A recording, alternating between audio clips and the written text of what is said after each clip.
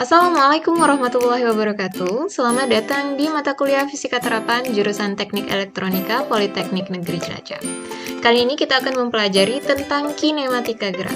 Apa yang dimaksud dengan kinematika gerak? Yakni adalah ilmu fisika yang mempelajari penyebab sebuah benda bergerak. Dan apa itu gerak? Yakni perpindahan dari sebuah posisi benda menuju posisi yang lain. Maksudnya seperti ini. Ada sebuah benda di sini. Benda ini berada di titik 0,0. Saya anggap dia berada di posisi 0,0 pada sumbu X dan Y. Dari titik 0,0 ini dia bergerak. Kemanapun dia bergerak,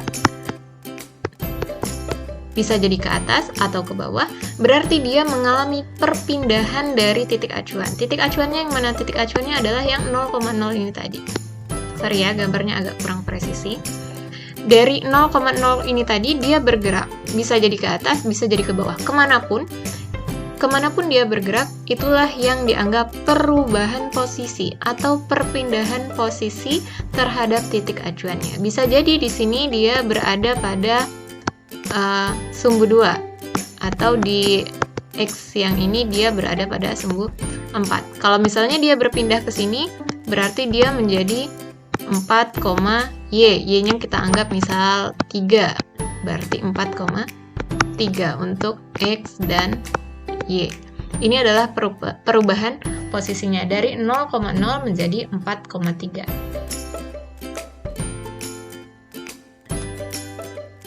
Di dalam kinematika gerak, ada gerak lurus dan ada gerak melingkar. Di dalam gerak lurus terdapat gerak lurus beraturan dan gerak lurus berubah beraturan. Gitu juga di gerak melingkar. Ada gerak melingkar beraturan, ada gerak melingkar berubah beraturan. Nah, kali ini kita akan bahas lebih dulu tentang gerak lurus beraturan. Yang dimaksud dengan gerak lurus beraturan adalah ketika sebuah benda bergerak lurus dan tidak bertambah kecepatannya. Dia ada di sini, kemudian dia bergerak ke titik yang lain. Di 1 second pertama, 1 detik nih, kita anggap dia ada 4 detik ya, sampai di titik ini dia punya 4 detik, selalu kecepatannya sama, konstan. Jadi di titik ini dia di 1 detik pertama dia misalnya 2 meter per sekon. Di titik yang kedua dia kecepatannya akan tetap sama, 2 meter per sekon. Atau kalian berjalan dari rumah kalian ke kampus dengan mengendarai motor, kecepatannya 40 km terus dari rumah sampai ke kampus. Berarti kalian bergerak lurus beraturan karena tidak bertambah kecepatannya atau tidak berkurang. Kita abaikan dari dia menuju berjalan ya. Kalau dari dia menuju berjalan pasti ada perubahan. Tapi kita anggap dari setelah berjalan 40 km kemudian sampai ke kampus 40 km per jam, berarti kalian mengalami gerak lurus beraturan karena nggak ngegas, nggak bertambah gasnya. Itulah yang dimaksud dengan gerak lurus beraturan. Nah, di dalam gerak lurus beraturan rumusnya cuma satu, V sama dengan S per T. S dibagi T. Hanya ini rumusnya. Kalau misalnya yang ditanya adalah berapa jaraknya, maka kalian pakai V dikali dengan T. Kalau yang ditanya adalah berapa waktunya, berarti kalian pakai S per V. Hanya ini. Dibolak-balik saja. V itu apa? V adalah kecepatan, S-nya adalah jarak, T-nya adalah waktu. Contoh, sebuah motor melaju dengan kecepatan 80 meter per sekon. Berarti dia sudah berjalan. Diabaikan ketika dia diam sampai berjalannya. Setelah berjalan dia kecepatannya 80 meter per sekon. Apa ini 80 meter per sekon? Kita lihat satuannya. Oh, kecepatan. Karena dia melaju dengan kecepatan. Berarti ini adalah V. Berapakah jarak yang ditempuh? Jarak yang ditempuh ini adalah S. Jika motor bergerak selama 20 menit, ini adalah T. Kita jawab secara tersistematis lebih dulu. Kita harus menuliskan diketahui. Diketahui, apa yang diketahui? Ada V 80 meter per sekon. Apalagi yang diketahui? Ada waktu T 20 menit. Nah, 20 menit ini yang harus diperhatikan adalah di sini waktunya satuannya harus sekon. Berarti menit di sini harus kita buat jadi sekon. Gimana cara buatnya? Kita kalikan dengan 60 sekon. Kenapa? Karena 1 sekon atau 1 detik itu adalah 1 menit itu adalah 60 sekon atau 60 detik. Jadi kalau ada 20 menit berarti harus dikalikan 60 dikali 20. Maka hasilnya adalah 1200 sekon. Kemudian yang ditanya adalah berapa jarak yang ditempuh selama waktu tersebut. Titik-titik tanda tanya. Kemudian jawab. Ini adalah cara ketika kita menjawab sebuah soal. Jadi harus tersistematis. Ada diketahui, ditanya, kemudian dijawab. Jawabnya apa? S adalah V dikali T. Maka 80 dikali 1200. Berapa? 96.000. 96.000 apa? Lihat di sini jarak satuannya meter. Berarti di sini meter. Itu adalah cara menjawab persoalan dalam gerak lurus beraturan. Ini yang ditanya adalah S. Apabila yang ditanya adalah V, maka kalian pakai rumus yang atas. Kalau yang ditanya adalah waktu, maka kalian pakai rumus yang bawah. Salah satu saja yang diingat, yang penting nanti ketika soalnya berubah, pertanyaannya berubah, kalian cukup bolak-balik rumus ini. V sama dengan S per T, berarti otomatis saja S adalah V dikali T. Naik ya. Kemudian di dalam gerak lurus juga ada yang namanya gerak lurus berubah beraturan. Grafiknya seperti ini, saya gambarkan ada kurva yang terus naik ke atas atau bisa jadi dia terus turun ke bawah. Bergantung dengan apakah dia dipercepat ataukah dia diperlambat. Misal dia dipercepat. Kalau dipercepat begini, kita mau bergerak dengan kendaraan kita, pastikan dari diam dulu. Kemudian ketika dari diam itu semakin lama semakin cepat, dan semakin cepat. Berarti kecepatan kita itu selalu bertambah. Nah, ketika selalu bertambah itulah kurvanya pasti akan naik karena semakin cepat. Disinilah ini yang dimaksud dengan gerak lurus berubah beraturan. Jadi kurvanya naik ke atas. Misal di detik pertama dia 20 kilometer per jam. Kemudian di detik yang kedua dia jadi 40 km per jam. Berarti terjadi perubahan kecepatan selama 1 detik tersebut. Makanya kurvanya terus naik. Nah, rumus dalam GLBB ini adalah VT sama dengan V0 plus minus A dikali T. Perhatikan di sini ada plus minus. Kenapa dia plus minus? Karena kalau dia dipercepat, begini, kalau di dalam soal ada semakin cepat ataupun menandakan bahwa kecepatannya mengalami penambahan, maka kalian pakai plus. Kalau di dalam soal atau di dalam pertanyaan ada indikasi bahwa benda tersebut bergerak mengalami pelambatan, maka kalian pakai minus ya. Disitulah kenapa saya tulis plus minus.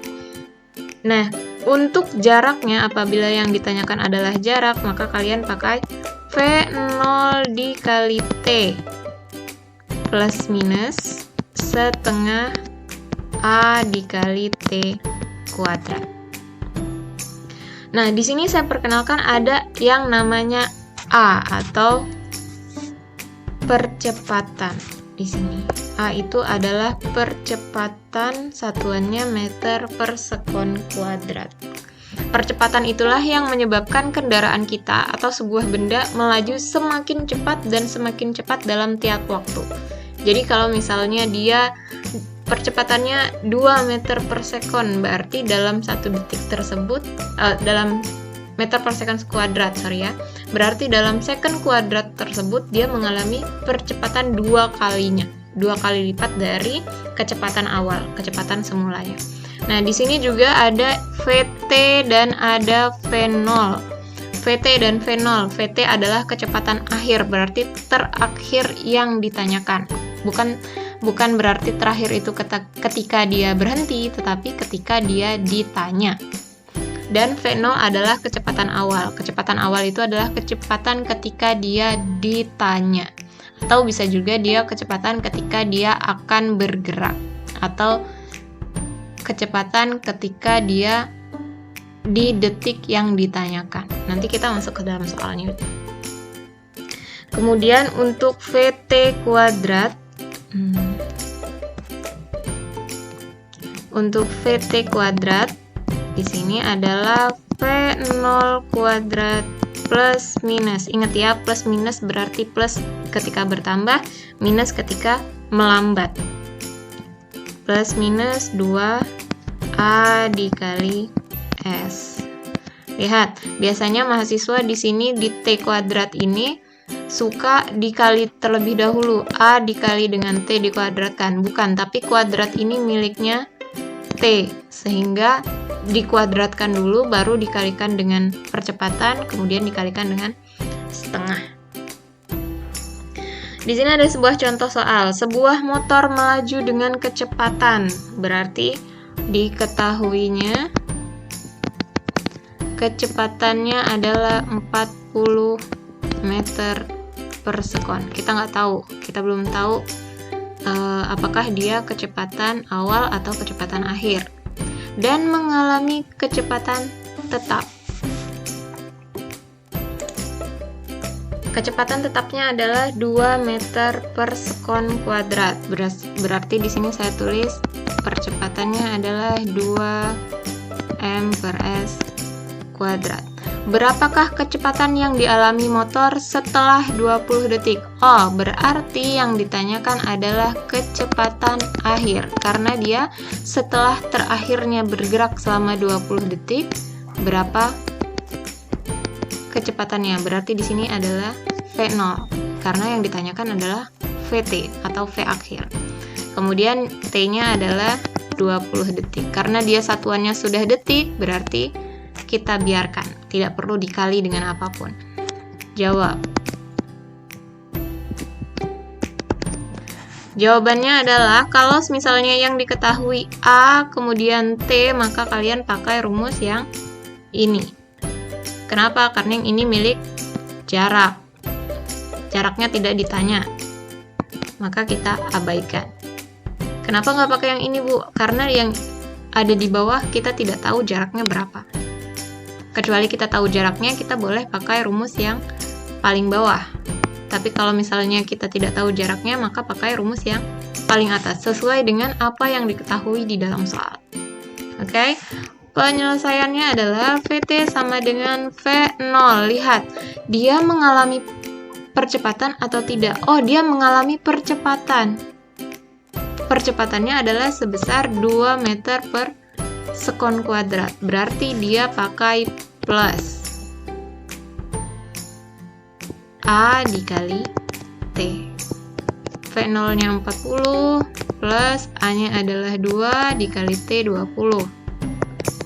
V0 nya 40 plus 40, maka VT nya adalah 80. 80 apa? 80 meter per sekon. Dalam 1 detik dia bergerak sejauh 80 meter. Itu adalah maksud dari soal tersebut.